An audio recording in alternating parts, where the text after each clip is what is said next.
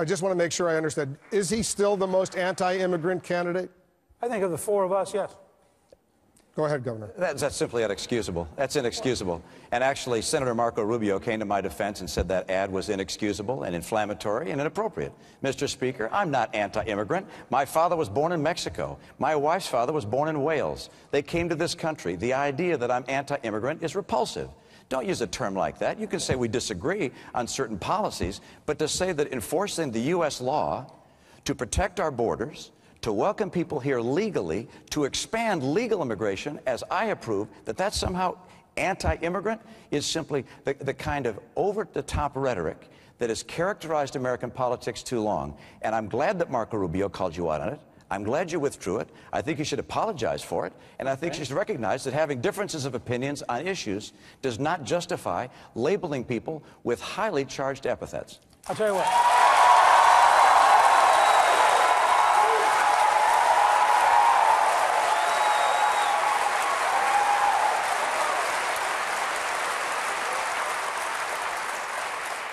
I'll give you an opportunity to self-describe.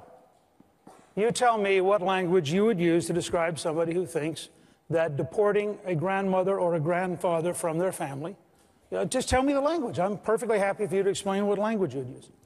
Mr. Speaker, I think I described following the law as it exists in this country, which is to say, I'm not going around and rounding people up and deporting them. What I said was people who come here legally get a work permit. People who do not come here legally do not get a work permit. Those who don't get work will tend over time to self-deport. I'm not going to go find grandmothers and take them out of their homes and deport them. Those are your words, not my words. And to use that rhetoric suggests to people that somehow if you're not willing to keep people here who violated the law, that you're anti-immigrant. Nothing could be further from the truth. I am pro-immigrant. I want people to come to America with skill and vitality and vibrance. I want them to come legally. There are grandmothers that live on the other side of the border that are waiting to come here legally. I want them to come here too, not just those that are already here. Well, okay.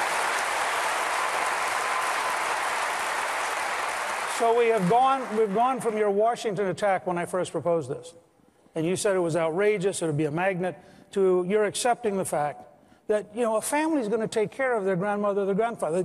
The idea that you're going to push them out in some form by simply saying they can't go get a job, I think the grandmother's still going to be here. All I want to do is allow the grandmother to be here legally with some rights to have residency but not citizenship, so that he or she can finish their life with dignity within the law. They're not 11 million. They're not 11.